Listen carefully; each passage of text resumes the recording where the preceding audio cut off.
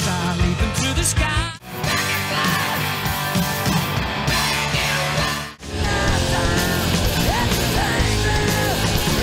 Algunos solos se escucharon en todas partes, pero otros casi desaparecieron para siempre. ¿Sabes cuáles? Algunos juran que los 70 fueron irrepetibles, otros que los 80 marcaron la verdadera juventud, y hay quienes defienden que los 90 escribieron el último capítulo dorado del rock. ¿Quién tiene razón? Esa es la batalla que vamos a revivir en este video.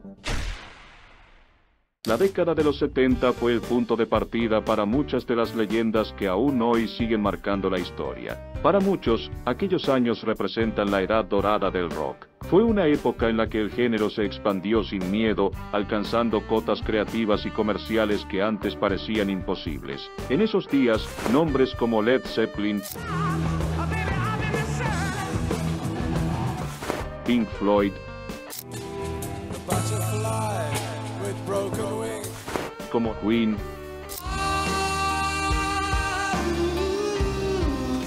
o Black Sabbath, no solo llenaban estadios, sino que definían el sonido de toda una generación. Si ponías la aguja sobre discos como The Dark Side of the Moon o Led Zeppelin IV, no solo escuchabas música, viajabas. Cada acorde te podía llevar a una carretera polvorienta de California o a un estadio abarrotado en pleno verano. ¿Qué tenía el rock setentero que lo hacía tan especial? Su inmensa variedad. Estaban los truenos del proto-metal de Black Sabbath, las epopeyas cargadas de blues de Led Zeppelin, los paisajes sonoros del rock progresivo de Genesis, y un rock sureño que con bandas como Eagles o Lynyrd Skynyrd mezclaba guitarras con aroma a carretera y espíritu americano. Los conciertos eran auténticos acontecimientos. Pete Townshend destrozando guitarras,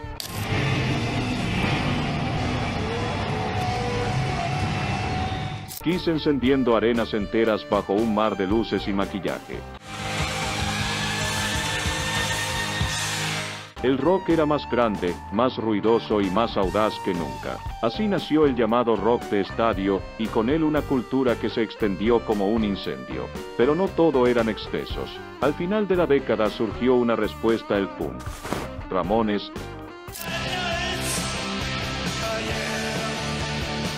Sex Pistols,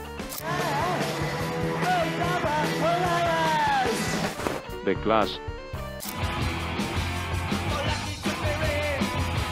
grupos que devolvieron el rock a sus raíces más crudas y rebeldes, recordándonos que este género siempre fue tanto espíritu como destreza.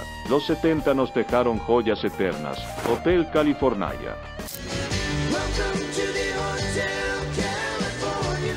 Rumours, A Night at the Opera, Paranoid, y guitarristas como Jimmy Page, David Gilmour o Ritchie Blackmore se convirtieron en auténticos dioses para millones. Era una música que sonaba revolucionaria, pero que también tocaba lo más íntimo de cada oyente. En 1975, Queen grababa Bohemian Rhapsody. El productor Roy Thomas Baker recuerda que Freddie Mercury insistió en grabar las armonías una y otra vez, hasta sumar más de 180 pistas vocales superpuestas. Ese mismo año, Hotel California de Eagles empezaba a tomar forma mientras, en el cine, Star Wars se preparaba para cambiar la cultura pop. Y aunque hoy nos parece inseparable del rock, en su momento Stairway to Heaven nunca salió como sencillo, solo podías escucharla entera en vinilo o en la radio, lo que la convirtió en un mito de coleccionistas. En lo cultural, reflejaba un mundo en transición, el final de la guerra de Vietnam, los cambios sociales, el eco de la contracultura de los 60. Las letras comenzaron a explorar temas más profundos, y los discos discos de vinilo se trataban como reliquias. Cada portada, cada palabra, cada nota, era parte de una identidad compartida. Era un tiempo en que las estrellas parecían míticas, pero la música seguía sintiéndose como algo profundamente personal. Si te gusta este viaje por la historia del rock, suscríbete para que seguimos juntos en nuevas historias. Si creías que los 70 fueron irrepetibles, espera a ver cómo los 80 llevaron el rock al siguiente nivel. Y entonces llegaron los 80. Más grandes, más ruidosos, más llamativos. Si los 70 habían puesto los cimientos, los 80 encendieron todos los focos. Con la llegada de MTV en 1981, el rock dejó de ser solo cuestión de sonido. Ahora también era imagen. Bandas como Guns N' Roses, Bon Jovi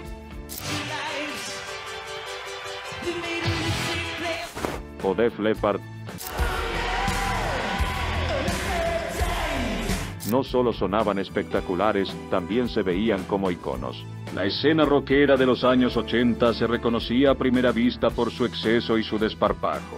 El glam metal estalló como una llamarada con grupos como Motley Crue, Poison, Twisted Sister, llevando guitarras afiladas y melenas que parecían desafiar la gravedad. Su música era diversión pura, salvaje y sin pedir disculpas, pero no todo era apariencia, también había peso musical. Back in Black de AC/DC se convirtió en uno de los discos más vendidos de toda la historia, mientras Metallica, Iron Maiden y Judas Priest ondeaban la bandera del heavy metal con una fuerza y precisión que marcaron época.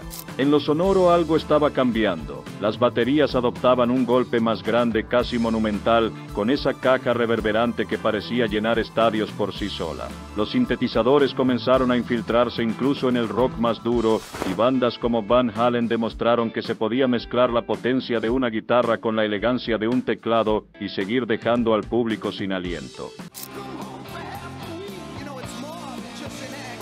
Los conciertos por su parte se convirtieron en auténticos espectáculos. Baterías que giraban en el aire, llamaradas que iluminaban el cielo, coros que retumbaban en cada rincón y luces capaces de rivalizar con cualquier producción teatral. Imposible olvidar a Tommy Lee y sus solos acrobáticos o la histórica actuación de Queen en Live Aid de 1985. ¿Recuerdas dónde estabas la primera vez que escuchaste esta canción? Cuéntalo abajo. En aquellos años el rock no solo se escuchaba, se veía y se vivía como nunca antes. La llegada de MTV cambió las reglas del juego. Un buen video podía catapultar a una banda al estrellato de la noche a la mañana. Artistas como David Bowie, Billy Idol o Pat Benatar entendieron que ya no bastaba con sonar bien, la imagen y la actitud eran parte del arte, y los fans lo celebraban. En 1986 Top Gun arrasaba en taquilla y Danger Zone de Kenny Loggins subía como un misil en el Billboard. Mientras tanto, Back in Black de AC/DC seguía vendiendo millones y Sweet Child O' Mine de Guns N' Roses se colaba en todas las listas. MTV no solo impulsó a las bandas, también resucitó canciones antiguas. Twist and Shout de The Beatles volvió al top 40 en 1986 gracias a la película Ferris Bueller's Day Off.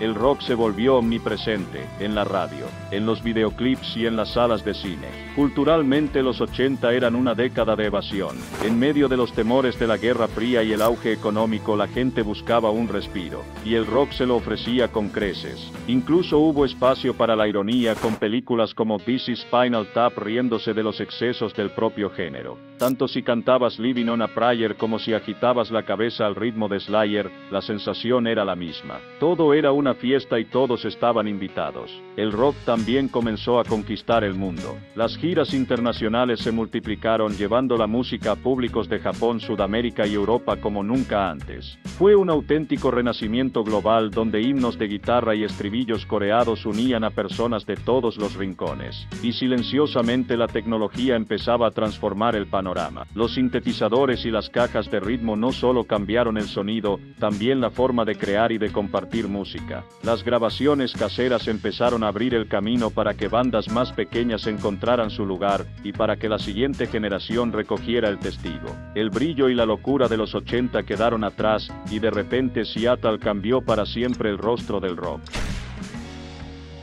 La llegada de los años 90 trajo un cambio profundo en el rock. Después de la opulencia y el brillo de los 80, surgió una generación que buscaba algo más crudo, más auténtico. Así nació el grunge. Seattle se convirtió en el corazón de este nuevo movimiento. En 1991, Nevermind de Nirvana irrumpió como un terremoto cultural. Smells Like Teen Spirit no solo sonó en todas partes, capturó el sentimiento de una juventud cansada de las apariencias y con ganas de decir las cosas como eran. Las lentejuelas y el spandex quedaron atrás, llegaron las camisas de franela, el cabello despeinado y una música que no buscaba impresionar, sino desahogarse. Pero la década no fue solo grunge. El rock alternativo ganó fuerza con bandas como R.E.M., Radiohead y Red Hot Chili Peppers, cada una con su propio estilo y forma de contar historias. El metal también vivió una transformación.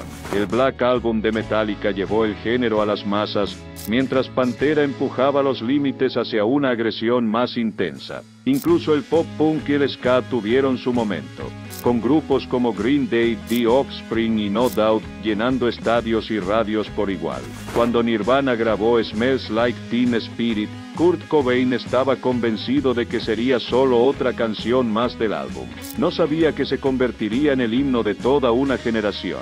En 1994, mientras Dookie de Green Day explotaba en ventas, Pulp Fiction y Forrest Gump dominaban el cine, y las bandas sonoras volvían a ser parte esencial del marketing. Incluso el rap y el rock se cruzaron. Walk This Way de Aerosmith y Run DMC seguía sonando en radios, abriendo la puerta para que Rage Against the Machine y Limp Bizkit experimentaran sin miedo. Hubo momentos inolvidables. El MTV Unplugged de Nirvana en 1993, íntimo y emotivo, quedó grabado en la memoria de millones. El festival Lollapalooza llevó el rock alternativo a un público global. Y en Moscú en 1991, 500,000 de personas vibró en un concierto histórico mientras la Unión Soviética se derrumbaba. Los 90 también dieron espacio a letras más introspectivas. El rock hablaba de depresión, aislamiento, política y contradicciones sociales con una honestidad que pocas veces se había escuchado antes. Las mujeres tuvieron un papel crucial.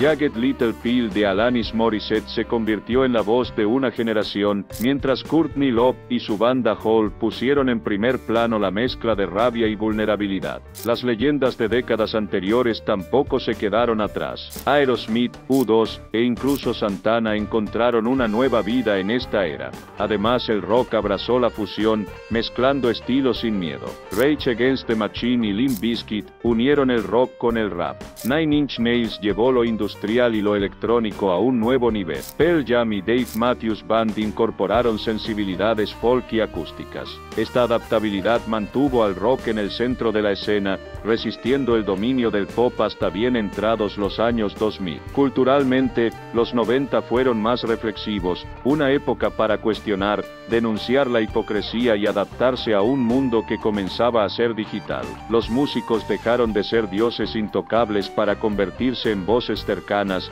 casi como poetas o activistas que hablaban directamente a sus oyentes. En las sombras, la escena underground floreció. El indie rock empezó a trazar el camino hacia el resurgimiento que llegaría en la siguiente década. Era un tiempo en el que no solo escuchabas a una banda, creías en ella. Si te gustó el video, suscríbete y revive conmigo las canciones que marcaron una época, porque al final, más que décadas, hablamos de instantes que nos marcaron, y esos no entienden de calendarios. Si querés revivir uno de los sonidos más irrepetibles de nuestra juventud, tenés que escuchar la historia de los riffs de sintetizador que cambiaron la música en los 80. Te la cuento aquí.